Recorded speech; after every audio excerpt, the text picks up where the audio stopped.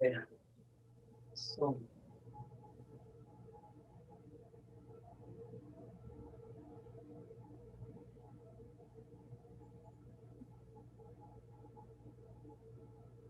all right, guys. Okay. So, thanks for joining. I'm going to give you a short presentation about HedgeTech, what we do in a nutshell, who we are, and so on and so forth.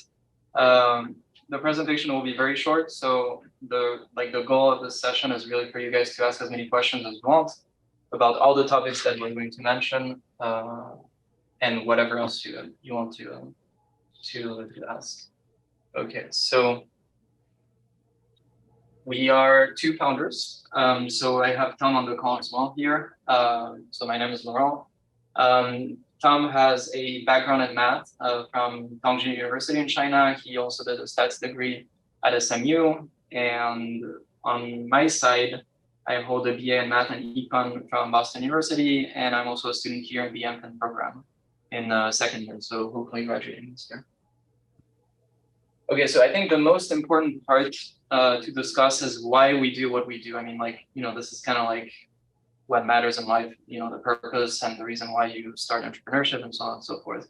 So I'll just give you like a brief overview of what we believe in and why we do this job, why we wake up in the morning. So we believe that decentralization and Web3 is going to modernize the world and is going to make it fair, right?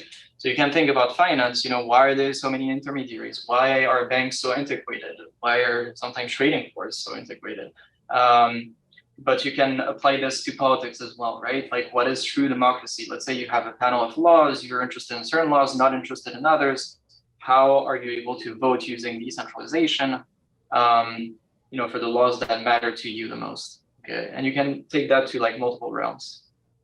And more specifically, we believe in projects that deserve adoption, growth, and success. In other words, the projects that we onboard, that we work with, we have a strong opinion about how they're going to change the ecosystem, how they're going to make a difference, not only in decentralized finance, but in other areas as well. So we kind of discussed the why we do things. So let's talk a little bit about how we do things. So just a little bit of background about the company. It was created in 2018. So it was summer 2018. I met Tom at a company. We're working at this sort of like company that was going under. We figured once we joined, which was a poor decision, but I didn't have any internship experience because I was headed towards medical school. So all I did was just like research in medicine essentially. And so I found this job, joined the company, met Tom, and we realized, okay, it's going to go down for sure. So we have to do something. We wanted to stay in the country. We're both foreigners. We wanted to stay in the country for personal reasons and whatever, but we had to essentially make it work. So we thought, okay, it's unlikely we find a job in that limited amount of time because once you're on this student visa with our work authorization, you have a limited period of time to find a job. So we're like, okay, it's unlikely that we find a job, so we have to create a job of our own. That was for the entrepreneurship part. And then why digital assets or cryptocurrencies? Very simple. Back in 2018, the exchanges had very little KYC. You had access to any type of data you wanted, trades, order book, and so on and so forth. Whereas if you look at traditional finance, most likely you don't have access to level 1 and level 2, and even less level 3. Order book data, you don't have access to trading if you're a foreigner because you need a social security number, but you don't have one and so on and so forth. So anyway, so the digital asset space was the most accessible at the time, and there was very little competition. And so we thought, okay, we have an idea. We have the technical capabilities to make this idea work. And that's the third point here, we don't need financing. Our idea, as the name implies, HedgeTech, hedge fund and technology, was to create a hedge fund. And so for this, we needed to buy ourselves some time to find alpha, okay, to go to investors and be like, okay, I have a track record, give me some money. And so we thought, okay, if we do market making on digital assets, we are going to establish sort of like a stream of revenues, and this is going to buy us the time we need. So essentially we had 3 pillars: idea, technical, and funding. We didn't need the funding, we had the technical, we had the idea. So that was for the creation. So now what do? we provide trading algorithms to a couple of different institutions in the space, to issuers, to exchanges, and to market makers. Issuers, much like a stock issuer, they get listed on an exchange, they need their markets to be liquid, they need people to enter and exit whenever they want, or like in the quantities they want. Same in crypto. Exchanges, similar to traditional exchanges as well. And then market makers, you will see in a bit why they end up using our stuff. And then fast forward to, now, 4 years later, we are recognized alongside Jump Trading. We give conferences that, for now, we sponsor projects in the class quantitative trading strategies in the Master of Financial Engineering. We were invited by Professor Stoikov, who is like a big name in everything that pertains to order book dynamics, to be peer reviewers in this journal of quantitative finance. Okay, so we talked about the why we do what we like and what we believe in, how we do it, and now let's try to zero in onto what we do exactly. So the technology, right? You will see that there are 3 main points that differentiate us from competitors. A question we get all the time is okay, how do you make it work? How come you guys more than others, whatever, okay. First, we're able to integrate on any exchange. Centralized, decentralized, doesn't matter. If you guys don't know the difference, feel free to ask afterwards. I'll go over this and hopefully we'll give you some insight as to how we do things. We integrate with a bunch of different protocols, REST APIs for those that are familiar, WebSocket, Fix, anything. And we do these integrations much faster than anyone else. We typically do this under 24 hours. People who you talk to, typically competitors, they will tell you, okay, we need a week, 2 weeks, whatever, to build the pipelines to those exchanges. We can integrate almost immediately. The second strength is the infrastructure. So we are a very small team, but we have coverage of hundreds of markets because we're able to deploy, monitor, control, scripts on that many markets because of the scalability of the infrastructure. And then lastly, the third point that differentiates us from competition is the strategy catalog. We have market making, but we have other features, how to hedge the risk, how to peg to an index, so essentially follow an index, provide liquidity around, the price of that index. We also have any type of arbitrage you can imagine, arbitrage being you buy low somewhere, sell, higher somewhere else, profit in the meantime, completely risk-free. So we do any type of arbitrage, triangular arbitrage between centralized and decentralized, decentralized to decentralized, and so on and so forth. And then lastly, agency execution. So agency execution is you have a client that comes to you, they have a large block order. Block order is an order that is significant in size. Let's say you have a miner of Bitcoin who comes to you and he says oh, I want to offload 1,000 Bitcoin. Okay, how do you do this? You have constraints of time, you have constraints of liquidity, and so on and so forth. We also have algos for this. So here you have, this is a small video. Probably not. So this is a video just to illustrate what market making really does, right? So you have an order book as it is displayed on crypto markets. Typically, this is not something you will see necessarily on a brokerage website, for sure not on an exchange website, because typically they only, you only go through servers. But anyways, what do you see here? You see a price column, you see some quantities here and there, but you see that the order book is very shallow, right? You have your buy orders here, your sell orders here. Obviously, sell prices are higher because they're not matched with buy orders. And so essentially, you see that it's so shallow that, first of all, there are not many price levels. That's the first thing you see. The second thing you see is that if you take one order, it's going to drop the price from 430, whatever the unit is, to 313. So essentially, you drop the price by 25% with just one order of a relatively small size. And so what market making does, what our systems do, is that, so this is back 4 years ago, is just to illustrate, it's kind of slow, just to illustrate what market making does. It, first of all, closes the spread in price between the sell and the buy price, the best sell and the best ask, also known as NBBO on other markets.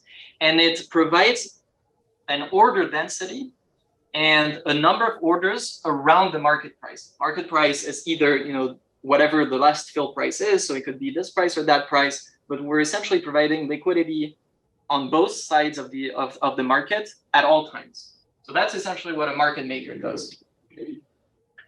Okay, so that's in a nutshell why we do things the way we do, how we do it, and what we do exactly. Just want to show you another project still related to order book dynamics. So what you see here is a bunch of order books, right? So what we saw before, different formats for different exchanges, but you see you have Bittrex here, you have Huobi somewhere here, Binance maybe, and so on and so forth. Binance is here.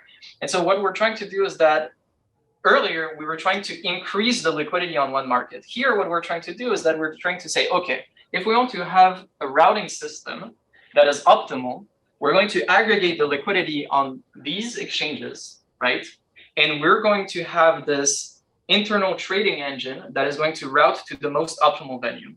So what you're going to see here, this terminal window is what you should pay attention to. Basically, it tells you, okay, there's a certain price, a certain volume, we're going to route to that exchange. And it only shows the best prices, right? So very small number of levels, but whenever an order pops in within the range covered by the terminal, it will show up here. So technically, those order books are going to move. The terminal is going to move much faster because, again, it aggregates, it pulls together all the orders from the other exchanges, and you see how it blinks. It's going to route to different exchanges according to market conditions. So this is typically, a project that we work on. So how to best, route our orders, how to improve execution, and how to best service, our clients, because we're really focused on market efficiency. So that's kind of like the spectrum of things that we do. Couple of things. Another reason why I'm here is because we're recruiting quantitative traders, quantitative researchers, quantitative devs. You have some info here. You can go on our website. The website is just the name.io. And that's all for the presentation. So really, a couple of resources, some at Princeton, some elsewhere, and then some question topics. But really the goal of this is for you guys to ask as many questions, things that you want to know about cryptos, and things you want to know about market making, about entrepreneurship, whatever it is. And I'll be happy to answer if I have the answers, or Tom, if you want to answer as well, feel free to do so. Anyone? Yeah. I guess I have a question. Given the current environment of cryptocurrencies, it's way down. How does your strategy change? That's a good question. Tom, do you want to say something about this? I didn't hear the question very clearly. Yeah. So the question the question was, given the current environment in crypto, prices kind of going down, how do our strategies change? Yeah, so usually when the clients come to us, they want us to provide liquidity. Usually the first thing we will do is to see if there's any other venue for us to hedge the liquidity that we put on this exchange. So if the price is going down, we are buying one exchange and we will be selling on the other exchange. So this kind of hedges the risk of the price being one-sided. So just to complement what he said, when you are in a bull run, right, and price keep increasing, what you're doing mostly is that you end up selling on average, right, because your sell orders are getting filled and so on, right?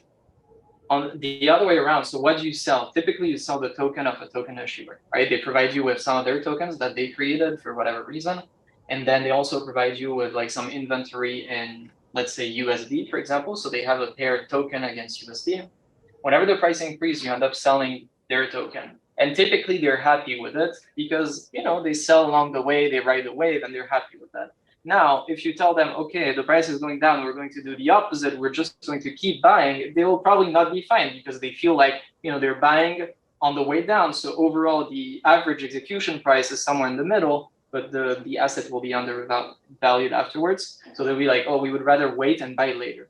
So what Tom is saying is that according to different market conditions, you might turn on different scripts so that, you hedge the risk of them having to lose some USD, and you can essentially take liquidity from somewhere, bring it onto another exchange, just so that whenever you provide liquidity on that exchange, you can immediately take a counter position on the other one, right? So that's an example of how we would, manage strategies. Another example is an agency execution. Let's say, and there's a course that is actually extremely good here, Orphe 545, with Professor Almgren, who is absolutely amazing.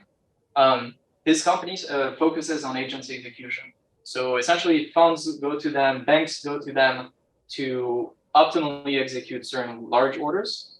And so they find the best way to execute. So actually, let's say you expect the price to go down, you want to fill, like your sell order as fast as possible. But if you expect the price to go up, you can wait a little bit just so you extract as much value as you can. So things like this, would be like how algos react. Thank you. Since your founding, how many assets or how much in assets have you managed or? So that's a good question. So typically we don't have an AUM because we sort of like ran those strategies. What I can tell you is like end of 2021, the algos themselves were responsible for 5 billion USD per day in the volume. Okay. So you're not managing the assets, you're providing strategies, how Yes. your clients to better manage theirs. So essentially we're providing strategies for different purposes. Each client type has their own reason why they come to us. One could be to improve, their spread. One could be, okay, I need some more depth. One, okay, I need to sync my prices between whatever. So we rent those strategies. We rent the infrastructure. Everything runs on the cloud, and then they trade with it. Essentially, it's more complicated than this. We connect to accounts that they provide. We connect our systems through typically APIs to make it simple. And the algos trade from their accounts, right? Mm-hmm. And all combined, when we checked last time, was around like 5 billion a day. Which, by the way, if you look, for example, at CMC, which is a good resource for crypto, if you look at Binance, which is or Coinbase, for example, you'll see how much volume they do in a day. More exchanges. Yeah, if you look at the volumes, you see we do approximately 3 times the volume of Coinbase per day. Just to give you an idea of the scale, right? And like around 1/4 of Binance.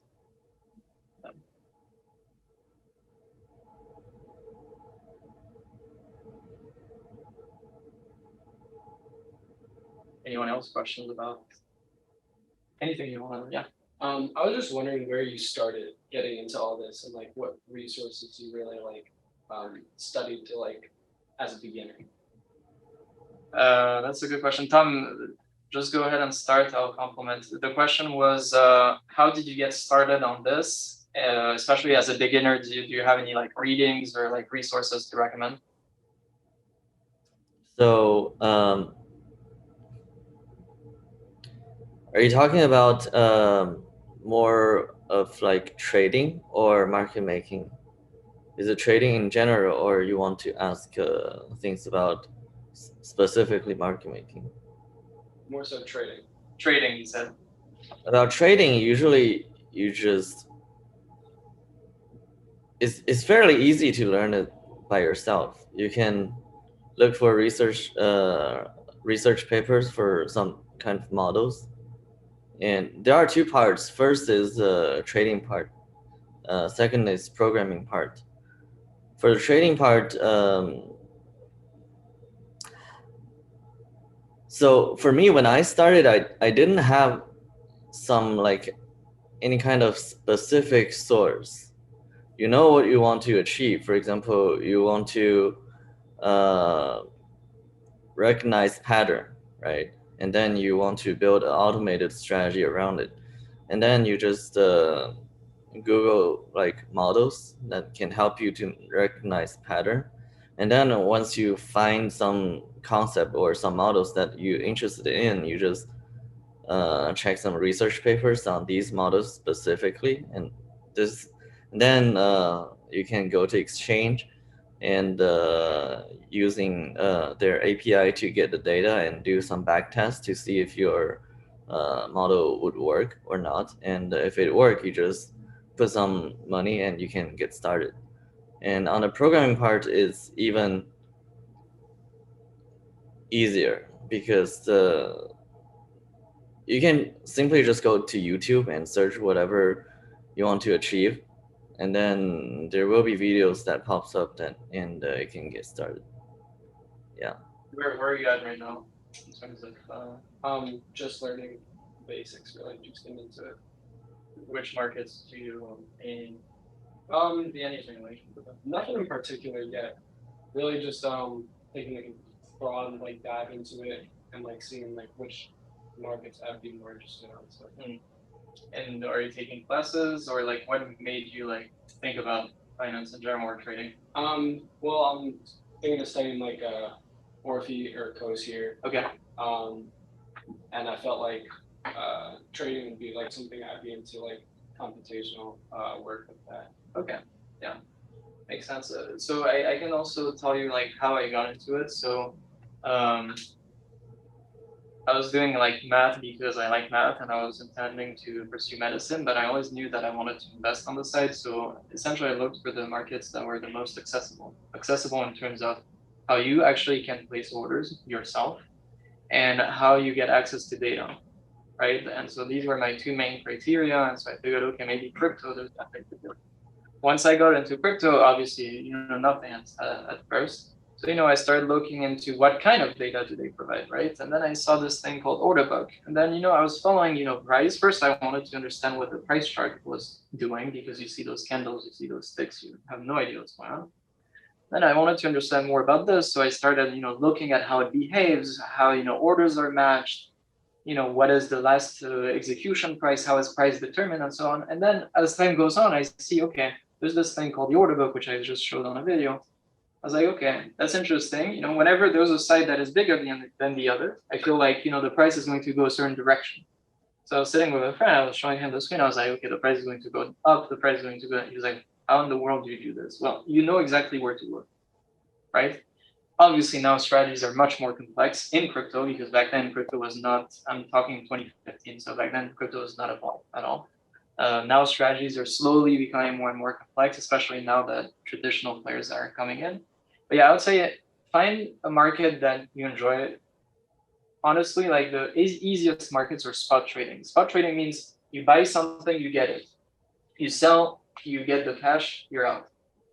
You have other markets, you have derivatives markets, futures, options, whatever. And then crypto there's some other specific stuff. But yeah, find like an easy to understand market, start looking into it, start understanding like the underpinnings, like how sort of like the mechanics behind it sort of like work. Now, once you have an understanding of how it works, who the different players might be, is it institutional, is it retail, is it like whatever it is, then you can start going into, okay, what do I want to do on this market? Do I want to find a profitable strategy? Do I want to improve the efficiency of the market? Do I want to redesign how people are trading? Once you figure out your goal, as Tom said, you're looking for different resources. If you want to do alpha, I have a bunch of people in the MFIN program who all interned at big hedge funds, Two Sigma, whatever. I was asking them, what do you do as a quantitative researcher all day? Because I have no idea. I've never really worked in another company other than the one I created. I was like, okay, give me a perspective on what you do. Like, we're sitting all day. We're given as a quantitative researcher, we're given a stack of research articles, and we're asked to digest them and produce something out of it. Typically, they see those research articles before they're even published. They have some resources with professors, with peer reviewers, with whatever. And so they take this research, they extract sort of like the essence, a certain model, whatever, and then they're going to tweak it in a certain way that people haven't thought about before so that they can gain a small edge. That's for the research part if you want to find alpha. Alpha means like an edge on the markets that is profitable to you. Now, if you're more interested in efficiency of the market, maybe you want to do something like market making. So you would, again, look at some research in the field, how to not be adversely selected when you quote on both sides of the market. Because if you think about it, the market maker is like a risky business. What are you doing? You're at all times buying and selling. At all times. The price goes up.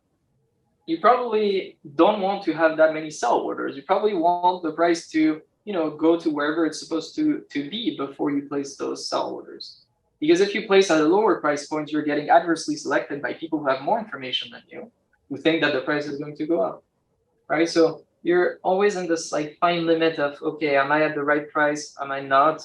And you're playing against a lot of people who have probably more information than you do, right? So that's more efficiency of the markets. Now, if you're interested in infrastructure, you said probably computer science. Tom is an infrastructure guy. He lays out, the servers, how they're working. That's why we can integrate so fast and everything. And if you're interested in this, what you need to look into is market microstructure. You need to learn how the market actually operates. Not only like, okay, what is like this price doing? What is this order book doing? How are trades and post match? You're interested in exactly how are the pipelines working? How are exchanges interconnected between one another? What makes it that some people can have an advantage in terms of latency? How can you give more opportunities to different groups of people, right? How do you give more opportunities to retail traders? How do you give more opportunities to institutional traders? So depending on those objectives, you can look into different areas. But first, start with something very simple. Look for every term you don't understand. Everything that you feel like you don't have a good grasp of, just look for resources and just Google, find stuff online. And then once you have done this, then you can get into some more technical stuff, I would say. Thank you. Yeah. Yes. So I'm also currently on the planning major in math. How do you utilize your background in math? That's a good question. So it depends on what you want to do. Do you have any idea of where you want to? Currently, I'm planning to go more theoretical with just straight math, but then I also want to get like certificates in computer science and like machine learning. Okay. But so in terms of like a future career, I mean. Not right now. Not right now. Okay. So I can tell you in trading, pure trading, you're going to use math mostly as a quant researcher. As a quant dev, you're going to build the infrastructure as we're talking. As a quant trader, you're going to sit in front of algos that were created by quant devs based on the advice of quant researchers. And you're going to essentially monitor, control, adjust certain things as you asked regarding market conditions, things of that nature, right? So if you want to use math to make money, which is a pretty cool thing to do, in my opinion, I was a pure math guy. I really liked the real analysis and fun. But essentially, like, okay, a side note, my goal is for money to not be a problem so that I can do math for myself, just to give you an idea of how much I love math. But if you think about it, making money with math is actually pretty cool, right? So, okay, you can go into academia, you can get a Fields Medal and solve some problems. The other route is to go the Jim Simons route. Do you know about Jim Simons? Or no? Okay, look into him. So this guy created the biggest and the most successful hedge fund of all times. It's called Renaissance Technologies. This guy, what he did, so he did undergrad, PhD in math. He became a professor. He built an entire math department at Stony Brook. He graduated from MIT undergrad and then Berkeley grad. This was like some 40 years ago. He left academia and he created the first real quant hedge fund. Now the word quant that you hear everywhere on Wall Street came from that one guy. And the way they did it is that they collected insane amount of data that no one else had the courage to gather. And they started applying some models and trade in a systematic way, which no one else was doing. Everyone was trading based on gut feelings, based on experience, based on whatever. And so if I had one advice for you is pursue math for as long as you can, because you're going to be a powerhouse when you get into trading. Because think about it, quant developers and quant traders are all going to rely on what you're going to do as a quant researcher if you decide to leave, like a career in math or a career in finance. And typically, the way you use math is mostly probability stats, some machine learning, but machine learning stats. Stochastic processes, a lot. Essentially anything that has to do with uncertainty, you're going to use. And the branch that you're going to use the most math in is going to be quant research. But definitely look into Jim Simons. He's a cool guy. And actually, there's a guy, I joined the MFin, I had no idea what I was getting into. The first class I did was 505 with Carmona, an ORP class. Carmona actually worked with Jim Simons. So he's also the richest mathematician, Simons. So that gives you sort of like a range of possibilities. Yeah. Thank you. Yeah. Good question. Yeah. How do you collect data on like so many like databases? Or how do you use like those data? So that's a good question, Tom. You wanna? It's I the heard question is, data and I didn't. yeah. So how do you collect data? How do you manage such like that amount of information and that kind of stuff? Mostly just through exchange APIs. Most exchanges will have intensive API, and you can just connect to it and collect data feed. You might need to build some infrastructure to store it and properly curate it, and that's it. Usually, it's just exchange APIs. That's the main source of data. Is this what you're asking? The source of data, or? Yeah, but also like, how did you get access to that API? So it's a public access. Oh, Yeah, Yeah, so everyone that's- has this. Yeah. So actually, if you go back to your room tonight, you can literally connect, and that's the one of the advantages of crypto. You can directly connect and get all this data. Typically, for traditional markets, if you go through a broker, for example, Interactive Brokers or TD Ameritrade or whatever it is, they're going to tell you, look, you have to have an account that is KYC, so verified, compliant, that has a certain minimum balance, and you're going to have to pay for data channels. In crypto, you don't. Everything is publicly accessible, so you can have access to Yeah. it even. So basically, you just go to the website of an exchange and find something called API doc. There will be a link on their website, and read the doc and connect to it, and you can either get historical data, which is usually limited, or you can set up your program to record the data feed from the exchange on your own. And over time, you will accumulate a large amount of data. There you go. So you go directly to the exchange in question, and then you can open their API doc, and you see everything, right? You see market data. You have access to aggregated ticker data. You have access to depth, to last trade, to volumes, to literally anything you want. You can place order, cancel orders, and that's how you get started in terms of connecting to the exchanges, and then you use those connectors to build scripts on top of them that you plug on top, and then you can trade in a systematic fashion. And one misconception, yeah. Yeah. This is also how you trade, like place orders using a program instead of doing it manually. Right. One misconception I had was that algo trading had to be high frequency. It's not the case. Algo just means systematically. You have a set of instructions, you know what an algorithm is. You have a set of instructions, you want the program to behave in a certain way, and you just don't want to sit in front of your computer clicking buttons in a boring way. Doesn't have to be high frequency. You don't have to have satellites or like radio waves, like antennas that are going to send signals, whatever, just to gain like 1 extra milliseconds compared to competitors, right? It doesn't have to be. So you can even get started in the class. One of the classes that they're teaching in the finance program, you're actually building trading algorithms. So it's very accessible. What was your computer programming background prior to your master's? Mine? Mm-hmm.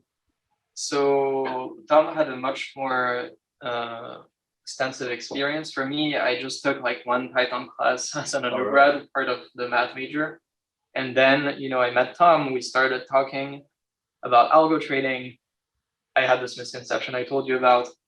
And, we started bonding over this. And also we didn't like the environment we were in, which was the previous company. And so I learned more about it. He helped me out for the first algo that I ever made. We got banned from the Bitfinex. It's a big exchange. We got banned from their API in probably like under like a couple of seconds because the algo was trading too fast.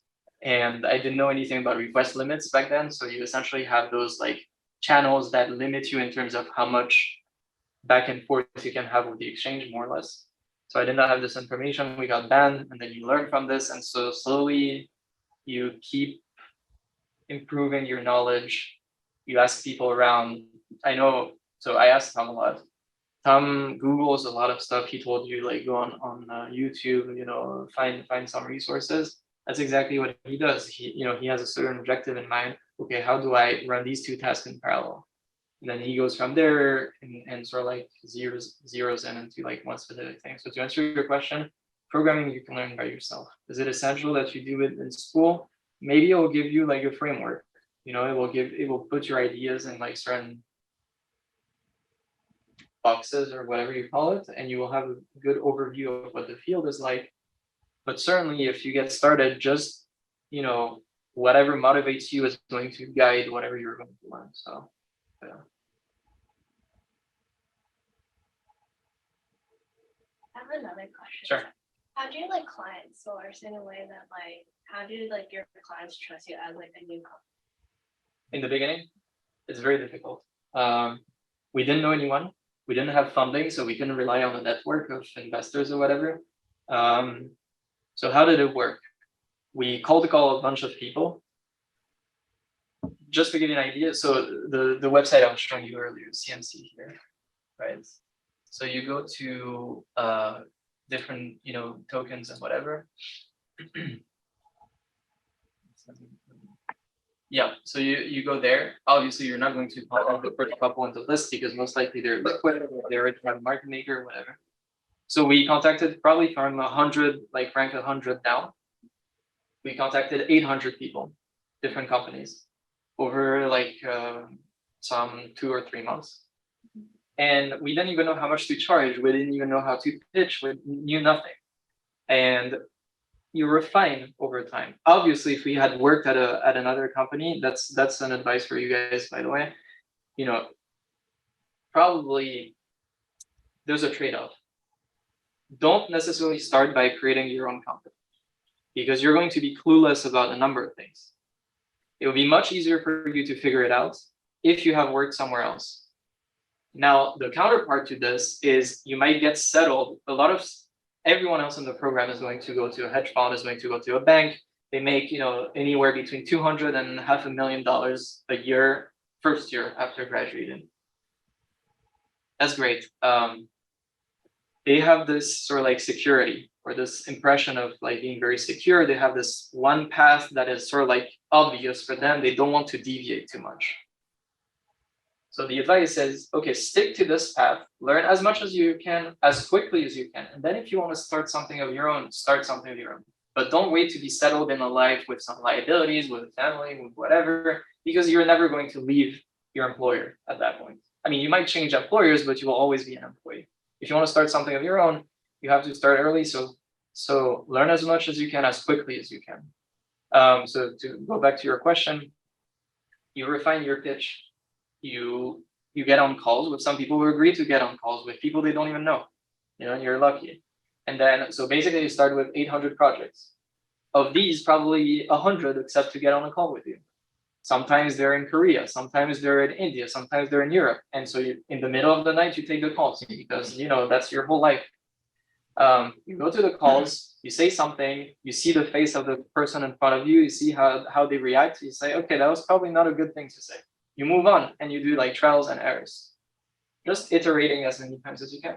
And then you figure out, okay, this price was too high, this price was too low, based on the feedback they give you. He never calls back, okay, it was too high.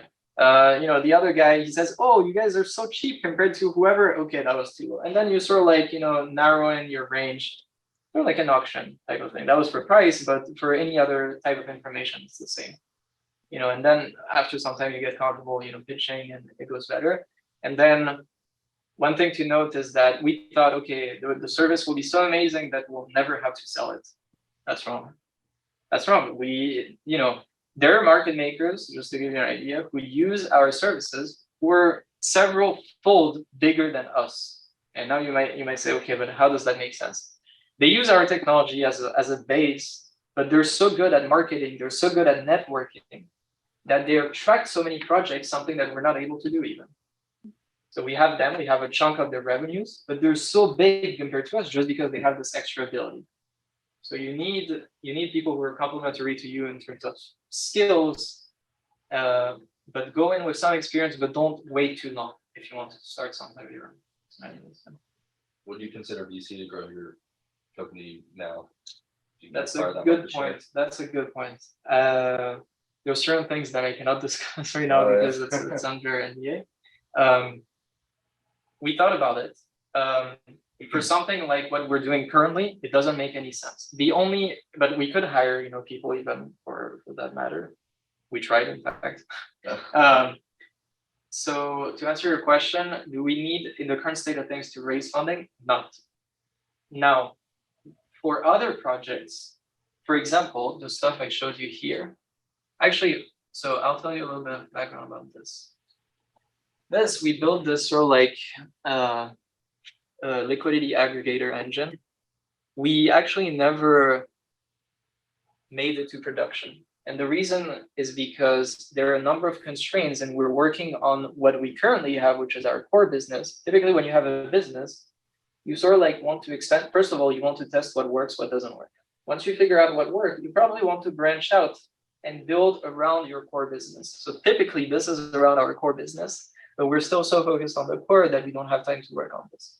In fact, we gave to Cornell kids in quant trading strategies, the class they're taking in second year financial engineering masters. We gave them a project that essentially helps with optimizing the inventory allocation that you have on each exchange. What does it mean?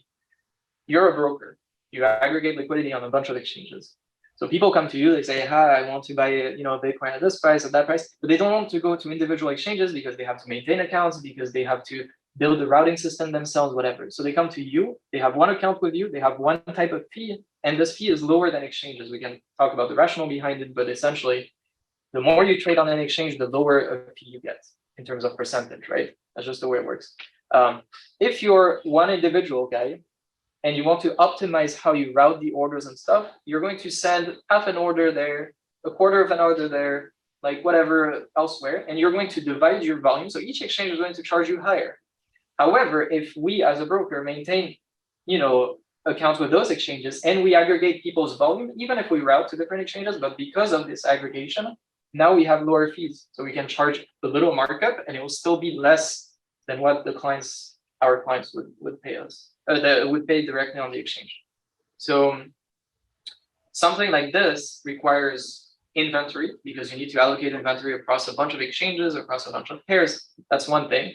And it requires a solid dev team for the user interface and so on and so forth, a very strong compliance team, because obviously, you rent trading software. You don't have custody of the funds, right? I mean, this is sort of like an area that is unclear for crypto, but essentially, as long as you don't have withdrawal and deposit permissions, you're not considered a custodian. So you don't have to get regulated in that sense. Something like this, you would have to get regulated. So you see how there are multiple components that then would make VC money very interesting. Yeah. It really depends on the project. Before this company, I tried so many things. In college, I tried a bunch of things, everything failed. Why? Because every time I had the idea, so that was, yeah.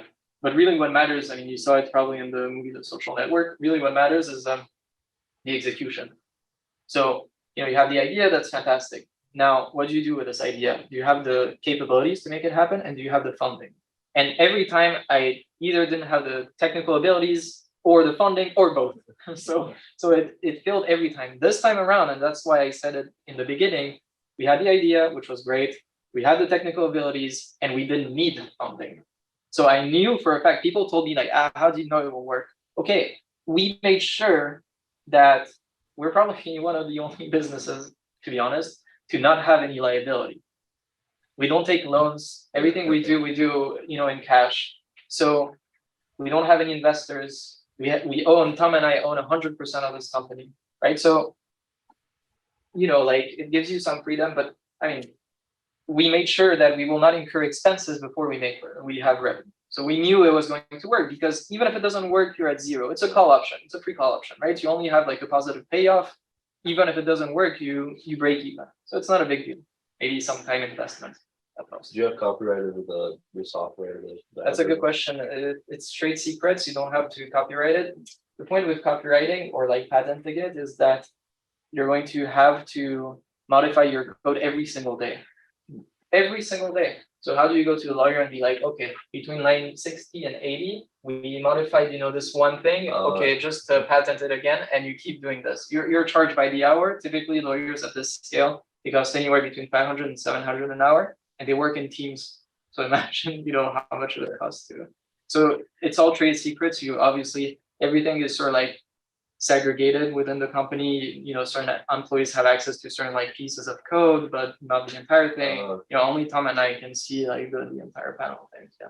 And what were your sales last year? Sales, as in like revenue, that's confidential, but it's very good to the point that I can do math for the rest of my life. Congratulations. Well done. That's awesome. Yeah. Yes. I have one Sure. final question. Like, what advice would you give for like quantitative like research or trading like interns, like when you're applying? When you're applying, do something called the Green Book. It's like a lot of companies are actually going to take questions out of this. It's just like some random, it has a bunch of like topics, probabilities, stats, everything we discussed. Typical problems. People, if you don't do this, you're going to be at a disadvantage when you interview because everyone else is going to have done it, or at least the solid candidates will have done it. So make sure you do this. Just make sure that you're good at math. I mean, that's the one thing, that you think fast, that you have some knowledge. It's not always required, but you have some knowledge of like what you're getting into. It could be like research the specific. One thing that we tend to not like is like people show up for the interview, but they didn't even research the position at least a little bit. We don't ask you to know like a ton, but at least know what you're getting into. Just understand, okay, what is a market maker trying to do? Even if you make mistakes, that's perfectly fine. But at least know about the position you're interviewing with. Not necessarily everything about the markets, because this will teach you for sure. Be good at math, do the Green Book. Practice as many times as you can. Interview even if you feel like you're not ready to interview. That's another thing. And interview at many places. The people in the program interviewed, on average, I will not be able to give you a number. Probably more than 20, 30, something like that. Thank you so much. I appreciate it. Thanks. Anyone else? Can you go back to the slide with like your contact information? Yep.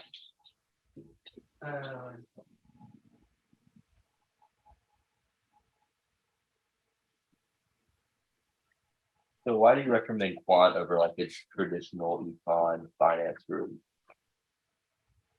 I mean, so there are some funds that are going to focus on macro trends.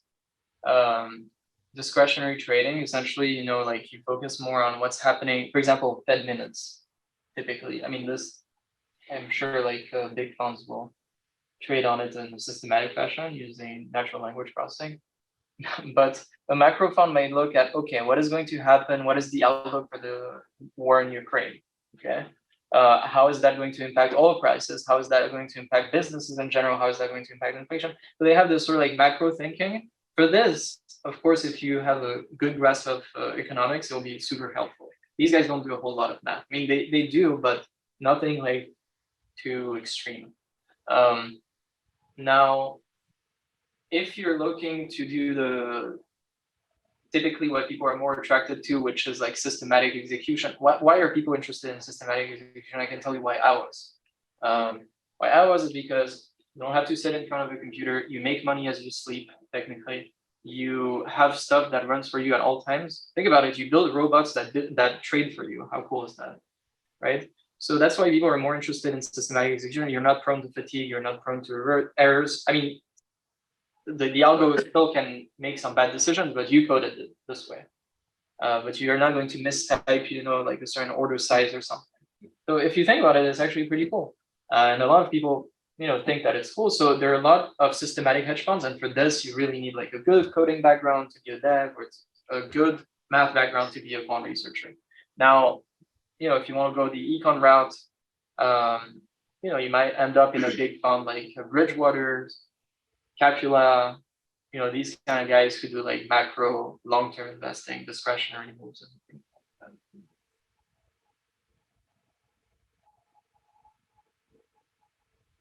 Good. Appreciate it. Awesome, thank you. Preset. Okay, guys, thanks for joining. Thank you. Take care. That's awesome. All right, Tom. Have a good one. You too, guys. Bye.